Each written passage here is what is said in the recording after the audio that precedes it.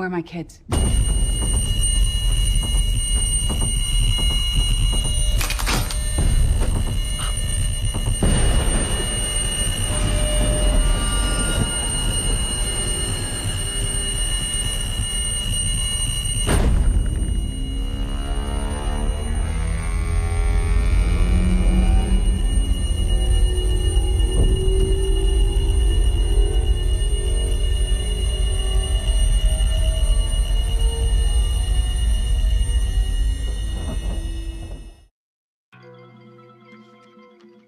All right, Unexplained Ones. I am Dr. Mounts, and this is All Things Unexplained. And I have to apologize for the slightly jarring opening there, but that was a clip from the movie Leave the World Behind, which came out in 2023, and it portrays some sort of sonic weapon attack. That movie was produced by Higher Ground, which is the Obama's company. It's a fictional thriller starring Julia Roberts and Mahershala Ali. And it's a great intro into part of why we're here for this episode, and that's to talk about direct energy weapons. There are rumors that being produced by the Obamas, that movie portrayed situations that were more than speculation. They were based on information about things that were very possible. And that's why we're here today. We're here to discuss a very serious topic right now, and that is direct energy weapons. But before we get into all that, if you'd like to support the podcast, as always, please hit the subscribe button. Be sure to comment on the video, and by doing that, you'll automatically be entered into our giveaways, which we'll talk about more at the end of the video. But for now, here's Larry. I am here to discuss the so-called flying saucers. We know now that in the early years of the 20th century, this world was being watched closely by intelligences greater than man's. Did the CIA write Wind of Change by the Scorpions? As humans busied themselves about the various concerns, they were scrutinized and studied. Dr. Loeb, what percentage chance do you give it that you have indeed uncovered extraterrestrial or non-human technology? With infinite complacence, people went about their affairs, yet across an immense ethereal gulf, intellects vast and unsympathetic threw their plans against us. All of a sudden, a stick out of nowhere landed right in front of us, and there was no tree, nothing overhead. Something threw it at us. Yeah. What's your hot take on Travis Taylor?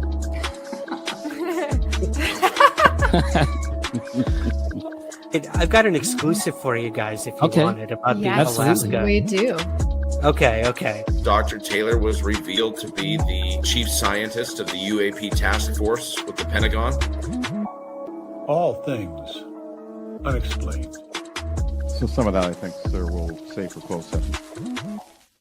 All right, again, so welcome back to All Things Unexplained. I am Dr. Mounts, and on Wednesday, January 14th, there was a massive Verizon cellular phone outage that swept across, as far as we can tell, the entire United States.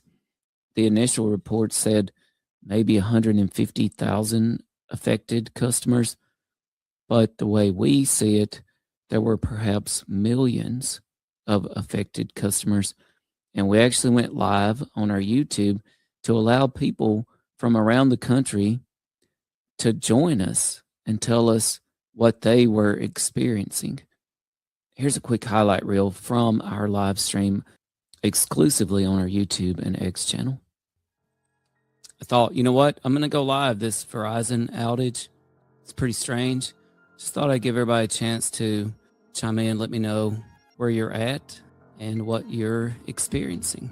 Someone told me that a local Facebook group here, some of them within their own household, husbands' phones are working, wives' phones are not working. Your call cannot be completed as the called party is temporarily unavailable. Please try again later. Welcome to Verizon Wireless. Your call cannot be completed as the called party is temporarily unavailable. Please try again later. All right, here we go. I'm going to put him on speaker. I don't know. That was really weird. So the first time I tried to call you, it just did nothing. And I had to hang up. And then when I called back, it went through. at AH-NE3QN. My wife has service on her iPhone, but I don't on my Android. At AH says I'm on SOS mode. And sure enough, SOS mode, decent indicator that you are messed up. We've got at MLK Junior Day Portland-X59. Yeah, it's very strange. I have that company and everything is up and running strange. This All Things Unexplained listener says, my wife is sitting 20 feet away from me with full service. Very interesting. At Neil Skelton 1425 says, Harrisburg, Pennsylvania, thank you for joining us. Neil, enjoying the peace and quiet. Neil, do you have Verizon and are you affected? MLK Junior Day Portland says, yeah, because what do we do with all the cell phones, internet? We might be finding out right now. I think the initial report was around 150,000, but I've seen speculation that this could be millions just based on the wide swath of affected users. I've also seen unconfirmed reports that this is affecting other carriers as well. At Robert Kraus 6005 says, in Middleton, New York, mine is down as well. We have a report here from at Christopher Kodat Titch-P5W. Binghamton, New York, my phone has been dead since noon. Christopher says was in the middle of doing door dashing and in the middle of an order and the phone went out. Listener G Pop Dollar, I think it has to be something that has to do with where Verizon sourced the phones from. UFO Busters, Australia. Hello, friend. Sorry I'm late from Australia, but are you having any problems with your cell phone? There seems to be a massive Verizon outage anyway, affecting a wide swath of the United States. At Cherry Rotundelli says, Texas here. We got a report. It's out in Texas. The first report west of the Mississippi that we've had, so that is important data. G-Pop Dollar says, look at Verizon News before the outage. At Wicked 1990 says, I can text my call list Wi-Fi only. UFO Buster says it could be Russia or China. You know what? I think everything's on the table. I mean, here at All Things Unexplained, we've been tracking attacks on our infrastructure for years now. Sean Nelson 3424 says, out in Charlotte, North Carolina, going on 2.5 hours now. That's, yeah.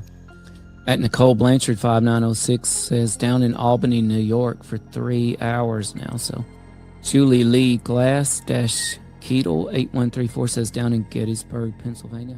Neil G says, suburban Philly out since noon. So it's been for 3 hours since for them.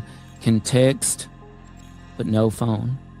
Thought Comcast Wi-Fi would be a backup, but nope, this has never happened before. And I think that's a great way to describe this outage. This has never happened before. This feels very different. It feels strange. Happy Girl Django says, Houston, their service is out. Their phone is saying SOS. Those seem to be the things we know for sure. Your phone seems to be saying SOS. United States is preparing to attack Iran. Iran has cyber abilities, and this could be related. Trump saying we need Greenland for national security. This is strange stuff. Stay alert, America. I always like to tell people, keep your heads on a swivel, folks, and always be prepared for the worst, because worst case, nothing happens, but you're prepared.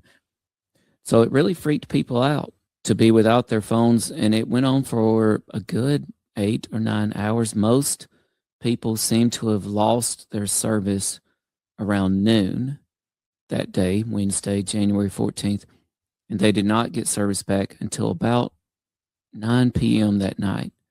So a good 8 or 9 hours they were completely without service. And that was a very strange outage. It didn't seem to be regional based. There were people within the same family. Some had service, some did not. I think a lot of people didn't even realize that their phones were out, because many of us are connected to wireless all day and their messaging continued to function. But if they'd taken a closer look at their phone, they saw an SOS display. We still don't quite know what that was all about. And a lot of people just thought, wow, I'm having a nice, peaceful day. Nobody's calling me or bothering me. But of course, if they tried to make a call, that did not work. It was also the first time I ever heard the message when I tried to call somebody who was affected, it would say they're temporarily unavailable. And I'd never heard that message before. You know, it made me reminisce about the 80s and 90s, being without a cell phone. it wasn't necessarily a big deal. As a matter of fact, I kind of miss those times where nobody else in the whole world knew where I was. I also miss Beast Games Season 1 on Amazon Prime, which I'm a contestant in if you haven't checked that out before. And I was completely off the grid there, completely disconnected, no phone, no internet, no clocks. I didn't even know what time it was, no news, no social media. And it just took a few days there. And I honestly felt like I had become the best version of myself. I felt healthier than ever, physically, emotionally, socially, spiritually, even. I discovered that being away from my phone and my screens literally was transformative. At any rate, Wednesday, January 14th, with the cell phone outage, it was also quite nerve-wracking because that same day, there was a lot of tensions going on in the Middle East, particularly Iran. And following that situation on Twitter, you thought, wow, we could be moments away here from something really bad happening. Luckily, as of this recording, it seems like that was not the case. It seems like nothing bad did escalate in the Middle East, but it did freak people out being without their phones for so long. And you have all this frightening tension going on in the Middle East. And this comes right on the heels of Venezuela. On January 3rd, 2026, Nicolas Maduro was captured by U.S. forces during a large-scale military operation in Caracas, Venezuela, as part of Operation Absolute Resolve. He and his wife, Celia Flores, were swiftly flown to the United States to face charges of narco-terrorism, cocaine trafficking, and weapons possession in the Southern District of New York. Now, something that might have been a part of that military operation that I feel like has not garnered enough mainstream attention is there seems to be the possibility that some sort of direct energy weapon, specifically some sort of sonic weapon, was utilized against the Venezuelan forces. This originally took off on social media from a video reportedly by a member of the Venezuelan security forces who claims to have been a part of the attack. That was protecting Maduro has spoken, and you got to hear what he said. It's in Spanish, but I'll translate. Also, Trump announced that, the cartels, they're going after him in Mexico. The whole vibe of Latin America has changed because of what happened in Venezuela. And now that we're getting firsthand accounts from people that were there, the soldier says they didn't hear him coming. He says the Americans had technology superior to anything they've ever seen.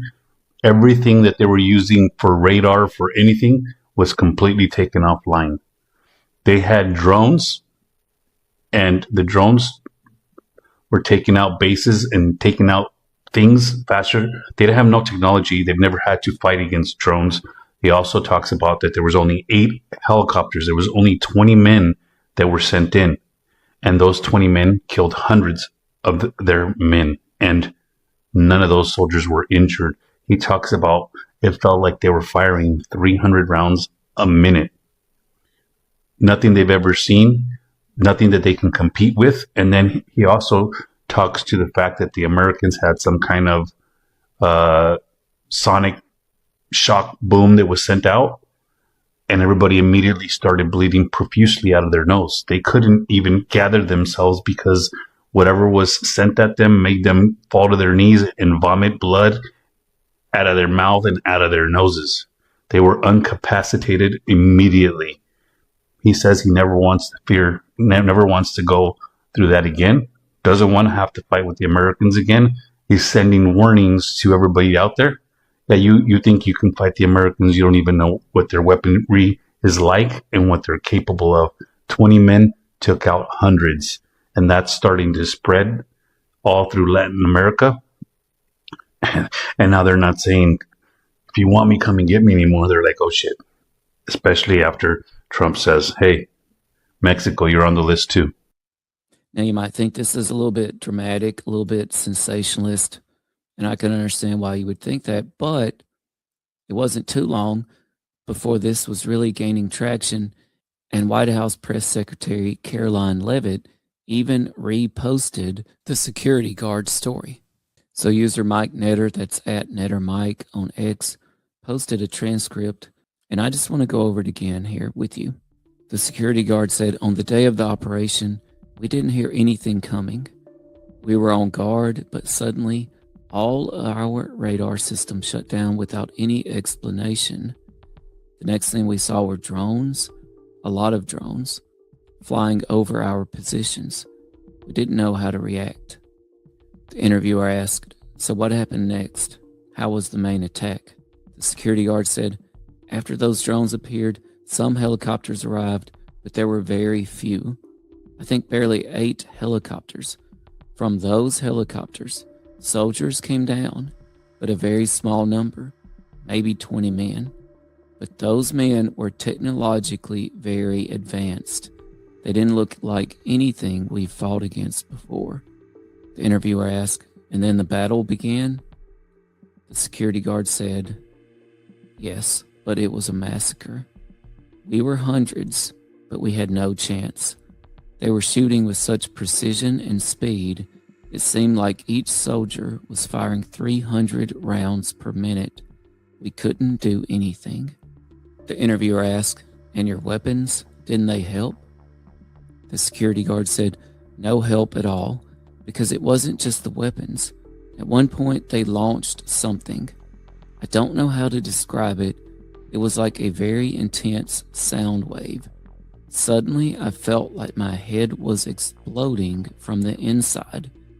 We all started bleeding from the nose. Some were vomiting blood. We fell to the ground, unable to move." The interviewer asked, "And your comrades, did they manage to resist?" The security guard says, "No, not at all. Those 20 men, without a single casualty, killed hundreds of us. We had no way to compete with their technology, with their weapons. I swear I've never seen anything like it. We couldn't even stand up after that sonic weapon, or whatever it was." The interviewer says, "So do you think the rest of the region should think twice before confronting the Americans?" The security guard says, "Without a doubt. I'm sending a warning to anyone who thinks they can fight the United States. They have no idea what they're capable of. After what I saw, I never want to be on the other side of that again. They're not to be messed with." The interviewer says, "And now that Trump has said Mexico is on the list, do you think the situation will change in Latin America?" The security guard adds, "Definitely. Everyone is talking about this. No one wants to go through what we went through. Now everyone thinks twice. What happened here is going to change a lot of things, not just in Venezuela, but throughout the region." Now, I will admit, a good bit of this really smacks of some old school CIA psyops here, particularly when it gets down to the part where the interviewer asks the security guard, "So do you think the rest of the region should think twice before confronting Americans?" Now, that does sound like they're really getting into some sensationalist propaganda there to create some sort of psyop unease with our foreign adversaries. But you do get the sense that there is the ring of truth somewhere in this statement. I'll never forget, someone told us once that a psyop is a truth in between two lies. And this security guard statement, it really reminds me of that. I believe there is some truth in there to this sonic weapon. And I have seen claims online that the Iranian situation had something to do with the Verizon outage. Perhaps it was Iranian hackers. And of course, we have been following for quite a long time attacks on our country's infrastructure. Now, this report of some sort of sonic weapon, which I think would fall under the category of direct energy weapons. I suspect there are many different kinds of direct energy weapons. and sonic would fall under the category of direct energy weapon. I'm not entirely convinced that sonic weapon here is necessarily an accurate description. I suspect that that description could be some sort of red herring for what the actual direct energy weapon is. But at any rate, for years now, there's been another frightening story which the general public is also very uninformed about. And it's a story that 60 Minutes, to their credit, has been tracking for quite a while now, and that is the Havana Syndrome. If you're not familiar with Havana Syndrome, it's also known as anomalous health incidents, AHIs. It's a mysterious condition first reported by U.S. diplomats in Cuba in 2016, characterized by sudden, unexplained symptoms like severe headaches, dizziness, tinnitus, cognitive issues, and balance problems, often following unusual sounds or pressure sensations affecting U.S. and Canadian personnel globally, with causes debated, but potentially involving directed energy or environmental factors. Havana Syndrome gets its name from where it first seems to have emerged, and that is in Havana, Cuba, but cases of the syndrome have been reported in numerous countries, including China, Russia, and the United States. There are some theories that suggest some sort of pulsed radio frequency or microwave energy is being used to affect brain function without immediate structural damage, and that is a possible explanation. Now, I've got a couple of clips for you from 2024, so 2 years ago now. This first one is from an FBI agent that describes their experience with Havana Syndrome. We have important developments in our 5-year investigation of mysterious brain injuries reported by U.S. national security officials. The injured include White House staff, CIA officers, FBI agents, military officers, and their families. Many believe that they were wounded by a secret weapon that fires a high-energy beam of microwaves or ultrasound. This is our 4th story, and for the first time we have evidence of who might be responsible. Most of the injured have fought for America, often in secret, and they're frustrated that the U.S. government publicly doubts that an adversary is targeting Americans. One of them is Carrie. We're disguising her and not using her last name because she's still an FBI agent working in counterintelligence. She says in 2021 she was home in Florida when she was hit by a crippling force. And bam, inside my right ear, it was like a dentist drilling on steroids. That feeling when it gets too close to your eardrum, it's like that, times 10. It was like a high-pitched metallic drilling noise, and it knocked me forward at like a 45-degree angle this way. She says she was by a window in her laundry room. My right ear was line of sight to that window while this thing was happening in my ear. And when I leaned forward, it didn't knock me over, but it knocked me forward. I immediately felt pressure, and pain started coursing from inside my right ear, down my jaw, down my neck, and into my chest. At the same time, FBI agent Carrie told us the battery in her phone began to swell until it broke the case. Finally, she passed out on a couch. Because of chest pain, she was checked by a cardiologist and then returned to duty. And I remember complaining to my colleagues for months after that. I felt like I had early Alzheimer's. Short-term memory, long-term memory, confusing memories, multitasking. My baseline changed. I was not the same person. This next 60 Minutes clip is from Greg Ed Green, who ran the Pentagon's investigation into Havana Syndrome. Are we being attacked? My personal opinion, yes. By whom? Russia. Greg Ed Green ran the investigation for the Defense Intelligence Agency. He would not discuss classified information, but he described his team's work from 2021 to 2023. We were collecting a large body of data ranging from signals intelligence, human intelligence, open source reporting, anything regarding the internet, travel records, financial records, you name it. Unfortunately, I can't get into specifics based on the classification, but I can tell you at a very early stage, I started to focus on Moscow. Can you tell me about the patterns you began to see? One of the things I started to notice was the caliber of our officer that was being impacted. This wasn't happening to our worst or our middle range officers. This was happening to our top 5, 10% performing officers across the Defense Intelligence Agency. And consistently, there was a Russia nexus. There was some angle where they had worked against Russia, focused on Russia, and done extremely well. What has been the impact on American national security? The impact has been that the intelligence officers and our diplomats working abroad are being removed from their posts with traumatic brain injuries. They're being neutralized. Okay, that is really frightening stuff right there.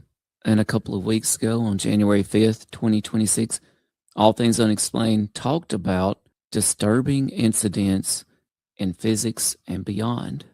There are scientists, and it seems like particularly physicists and astrophysicists, who are being murdered.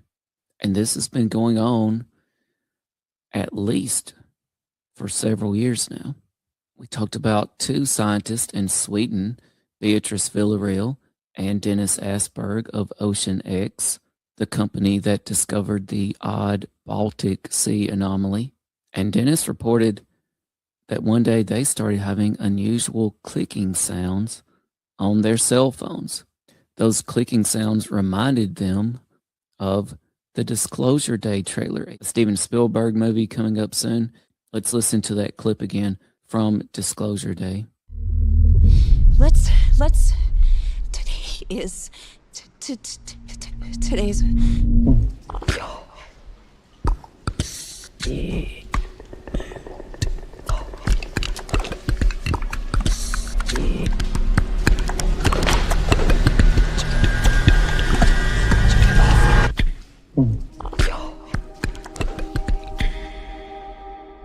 Pretty creepy clip, and now I want to play the same clip, but this time I've removed the music from the clip, and let's listen to it without that. let's today is today's Get off. It actually gets even creepier without the music, in my opinion. And on X, I posted that clip and I asked people, hey, what do you hear? Because you can definitely hear some sort of voice in there. Friend of the show, Marie on X, she thought she heard get off. And I could definitely see that. But Artisan Tony on X says he heard spin off, which he said this means, of course, there will be a sequel. And honestly, now it may be the placebo effect, but when I listen to it, I definitely hear spin off. Check it out one more time. let's today is today's Get off. So naturally, because Dennis Asperg said, you know what, these clicking sounds on Beatrice and my cell phones, they remind us of the Disclosure Day trailer. That caused a lot of people to speculate, wow, could this be NHI, non-human intelligence? Could this be aliens interacting with their phones for some reason? But I actually had a different take on that, as you may recall from our previous episode. And it ties back into something that we had been tipped off on, and that is espionage in the scientific community, which I think could also be linked to the horrible murders of physicists. Again, we know for a fact that in May 2025, a high-level diplomat was taken into custody in Stockholm, Sweden. Dennis and Beatrice, of course, are based in Stockholm at the Nordic Institute of Theoretical Physics, also known as Nordita. That diplomat, when they were released from custody, they were soon discovered dead. And there's been no other information released about that. Does that espionage connect to the Nordic Institute of Theoretical Physics? We don't know. Does it connect to the murder of other physicists? We don't know. But coming full circle here, we talked about the inclusion of the use of some sort of sonic weapon in the movie Leave the World Behind, a movie produced by the Obamas, which many people said, hey, they have inside information on all these things that they are using in this movie. So they're much more than speculation. They're grounded in real technology and real possibilities. On January 14th, we had the massive Verizon outage, which potentially impacted millions of customers across the United States. How did that happen? We still don't know. Some speculate it could have been Iranian hackers. All this on the heels of the capture of Maduro in Venezuela and the reported use of some sort of directed energy weapon there, which had horrific effects, reportedly, on the Venezuelan soldiers. We know about attacks on U.S. officials, something that is known as Havana Syndrome. And I remembered something from years ago that happened on All Things Unexplained, or more precisely, after an episode of All Things Unexplained. So we were discussing UFO UAP research with a scientist. And after that episode was off the air, and I asked that scientist, have you ever been frightened about looking into this topic, the UFO topic? And their answer was more frightening than I could have imagined. Because yes, not only were they frightened, but colleagues of theirs had been attacked by some sort of direct energy weapon. An attack that left them literally scarred and physically damaged. That scientist said that they do not travel outside of the United States for fear of their own lives. That is a really frightening reality check that could potentially tie all of these things together.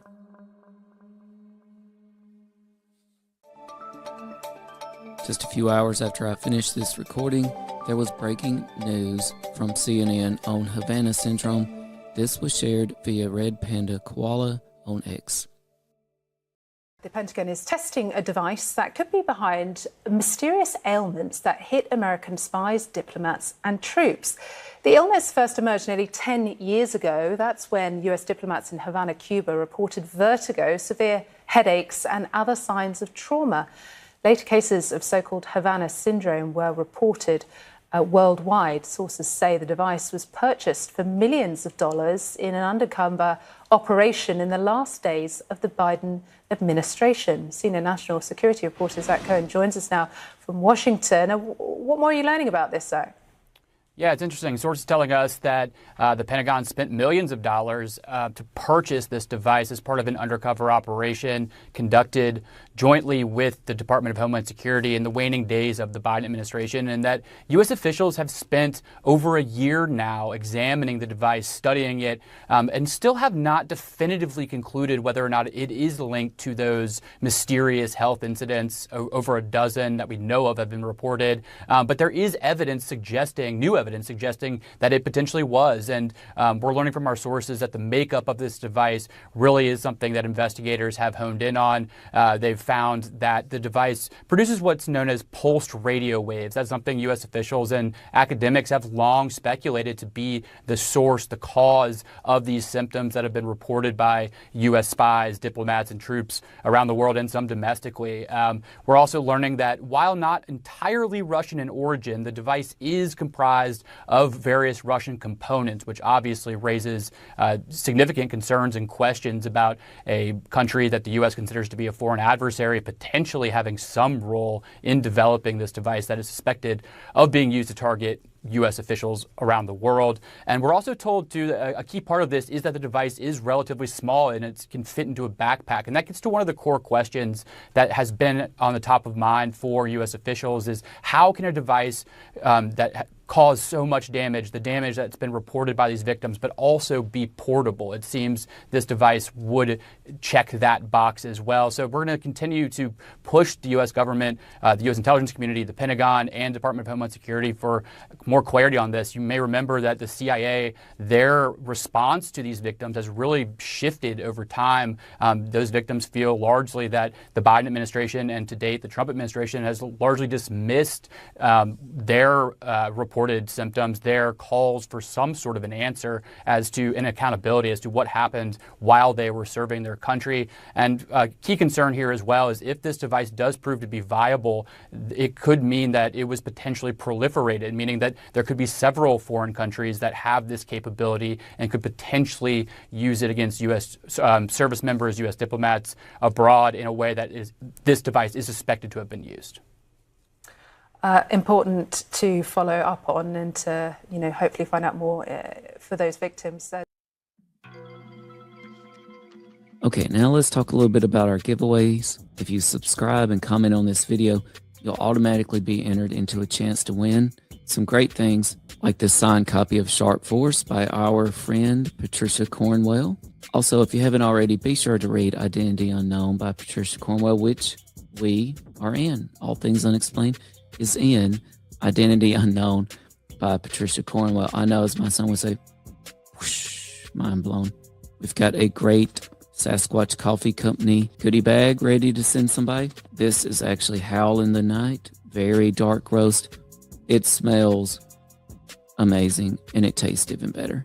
We've got some awesome signed swag from author Bev Vincent, who is an author in the Stephen King multiverse.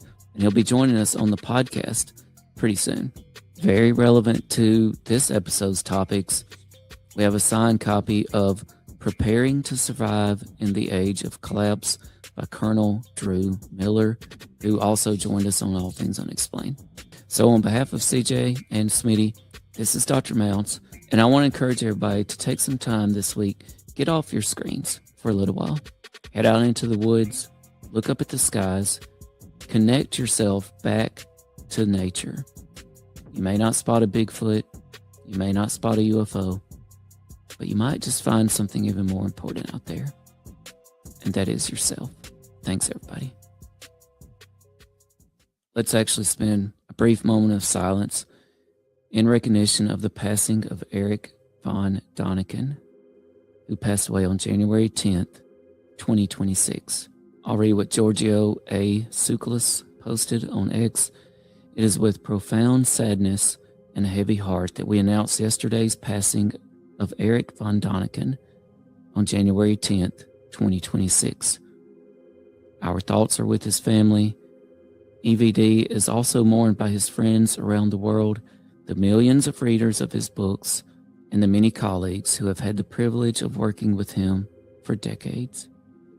His Archaeology, Astronautics, and SETI Research Association, and all those interested in the ancient astronaut theory and Paleo-SETI research have received this news with dismay and sorrow.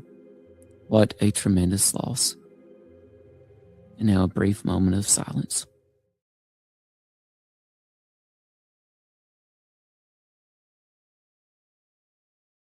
I am here to discuss the so-called flying saucers.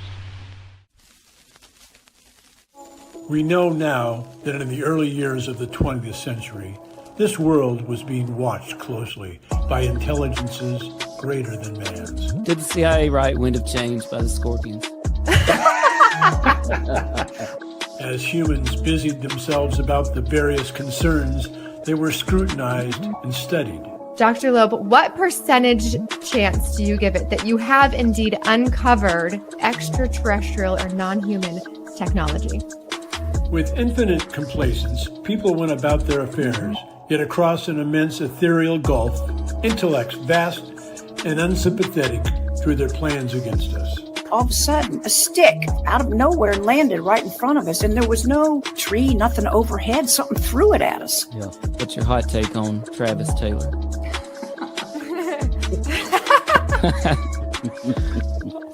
I've got an exclusive for you guys if you want it about the Alaska. We do. Okay. Dr. Taylor was revealed to be the chief scientist of the UAP task force with the Pentagon. All Things Unexplained. So some of that, I think, sir, we'll save for closed session.